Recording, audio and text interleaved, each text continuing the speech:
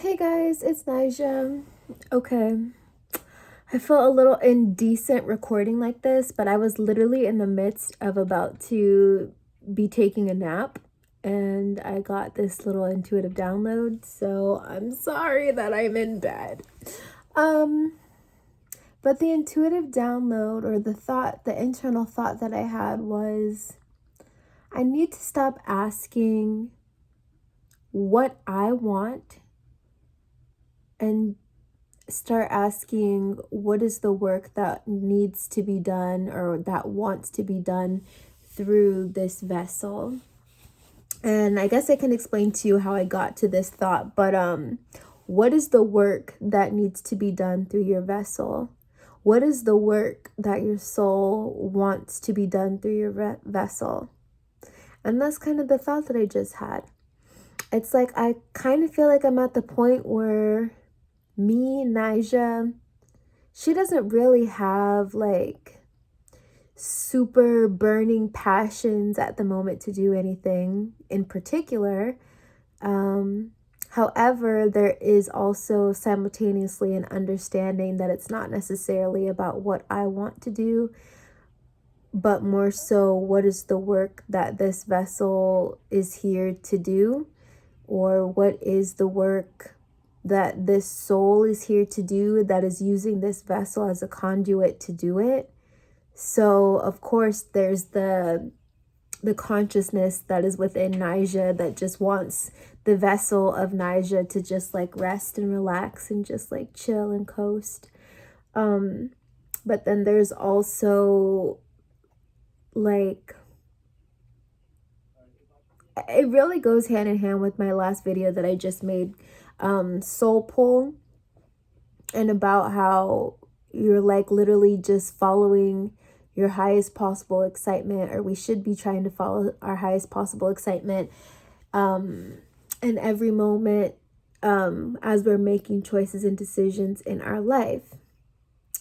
But I want you guys to, ponder this, or maybe this is just for me to ponder. I don't know, but I always like to share my thoughts and insights. And this it seemed like it came from a higher place. And it also gave me the visualization of Jesus. I just love Jesus as an archetype. I'm sorry. I just think he was so badass. I am not religious, but I find it just, I don't know.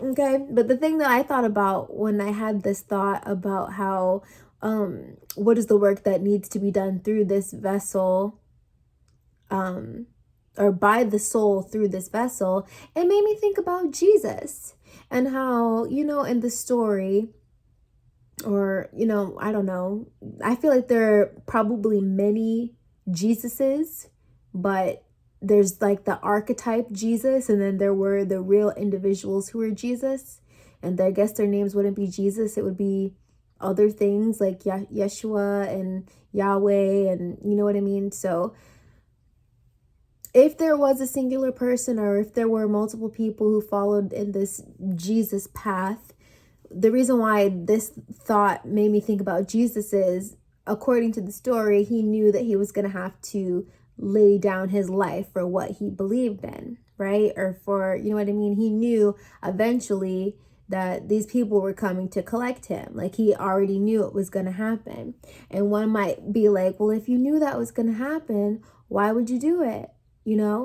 And it made me think about what I just said. Like, well, that was the work he knew needed to be done through his vessel, or by his vessel from his soul. Like, his soul knew that this was the work that he wanted to do, and he chose that vessel to do the work through. And so it's just something to think about with all of us on an individual level. You chose your specific avatar for a reason. I chose this specific avatar for a reason.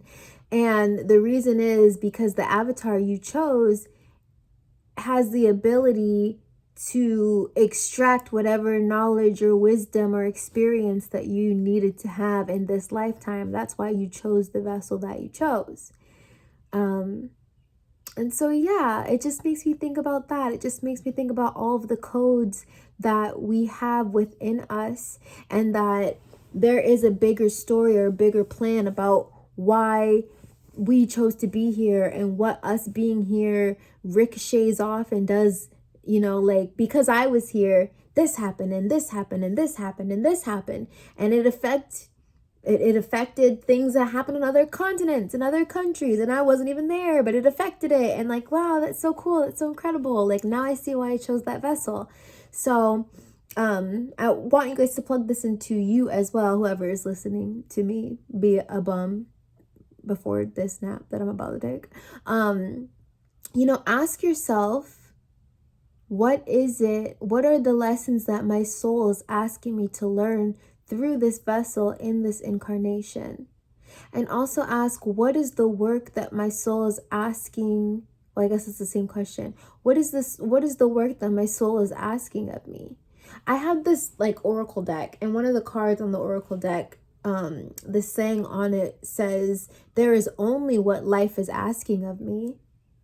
There is only what life is asking of me. Like, you want to worry about everything under the sun, but there's only what life is asking of you. I think that's how the quote says. I think that's what it is.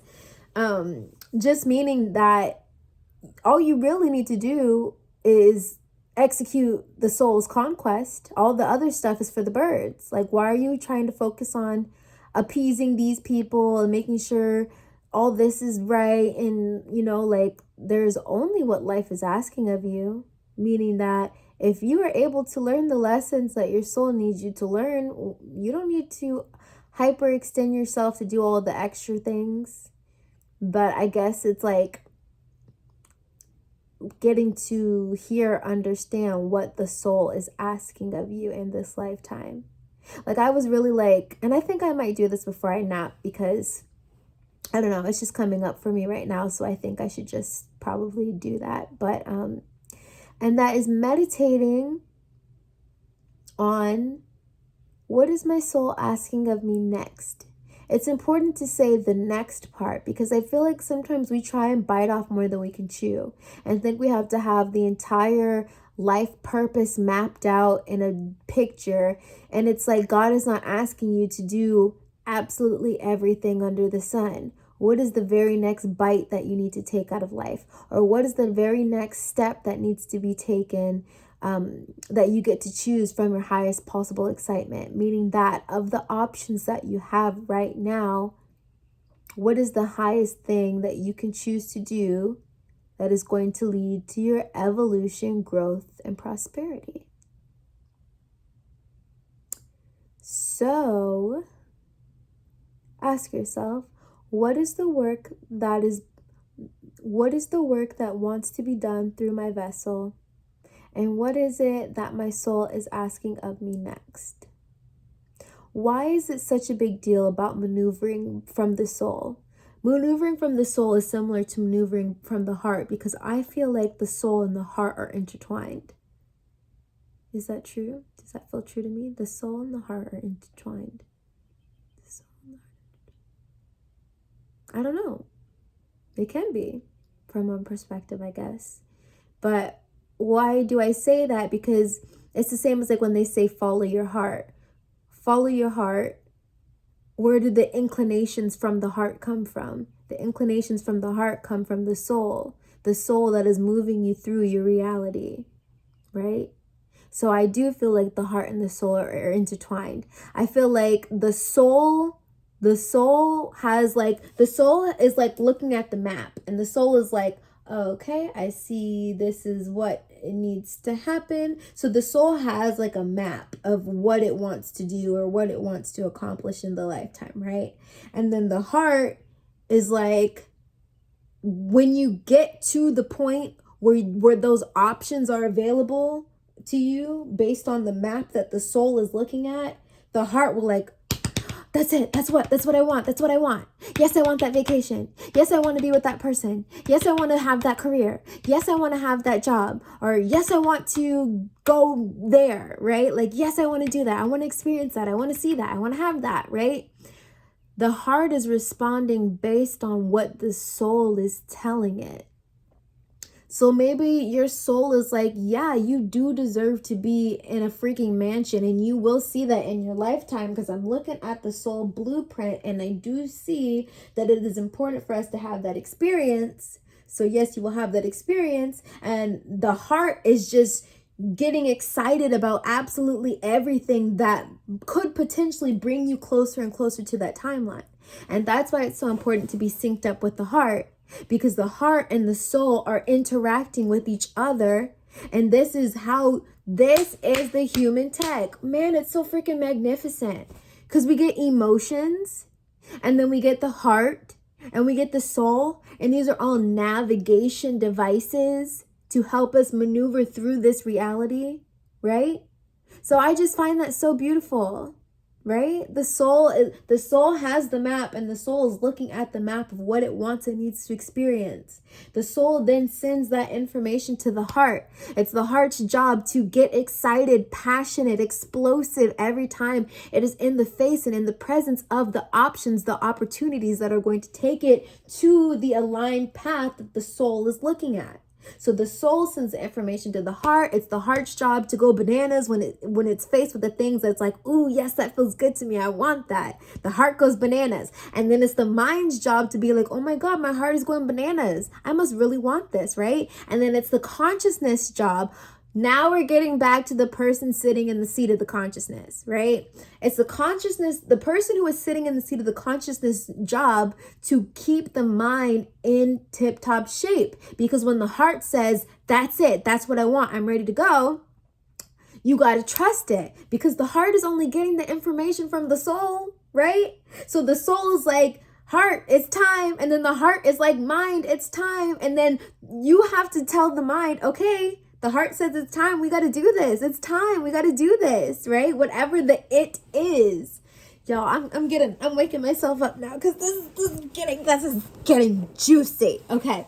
Okay. So yes, you get to the part where you're like, the mind is like, okay, so the heart is like, come on, mind. I want that. And then now you have to be like, okay, well, how do I do it? Now the mind gets to strategize. See, the heart doesn't strategize. The heart is like, I don't care how you do it, just do it. Just do it. And the soul is like, I don't care how you do it, but this is what needs to happen. This is what you need to learn. This is what you're going to experience. I don't care how it needs to happen. You decide, right? And the heart is like, I can't tell you how it's going to happen, but I can tell you what I want. And the mind is like, I hear what you're saying, heart, and I hear what you're saying, soul. Honestly, I think the mind can be better at being in communication with the soul. I do believe the mind is in communication with the heart, but the mind is not always in communication with the soul. And that is important, because if the mind is in communication with the soul, the mind will know where to go. It is a beautiful co-collaboration. You guys know I have made that video talking about the different bodies. You have your physical 3D body, your energetic or auric body. The consciousness is also a non-physical body. And it's all working together to bring you what you desire to experience in life. So let's go back up to the brain, because I'm invested now and we're 13 minutes in. So it's getting juicy. The mind is listening to the heart to know what to do. It's the mind's job to strategize. It is only the mind's job to strategize. You cannot try and strategize with your heart. You cannot try and strategize with the soul plan. You can't. It is the mind's job to strategize. So how can we make it easier for the mind to strategize? The mind has to check in with the soul to know what the soul wants, right? Because the mind can make it happen in a plethora of different ways. The mind is like, how do you want it? You want to take this path, this path, this path, flip it and reverse it. We can do it over here on that path. We can do it on this path. What you want, right? The mind knows how to strategize. The mind can figure it out. So that's not the issue. There is never an issue of how do I figure this out. The mind can figure it out. This is the very first computer that ever was. The mind can figure absolutely anything out. And if there's anything that the mind cannot figure out at this point in time, with a little help from our friends on the internet, it can figure anything out, right? So it's the mind's job to strategize. But you also have to Make sure the mind is communicating with the soul, because the soul is going to tell the mind, hey, mind, this is what I want to experience. This is what I want. This is right. And the heart is going to be like getting all fluttered up whenever it is in the face of what it wants. Like, oh my God, yes. Oh my God, yes. Oh my God, it's happening. Oh my God, what is this? Oh my God, right? And then the mind has to just listen to the heart when the heart is like, I want that, I want that, I want that. And the mind starts to strategize.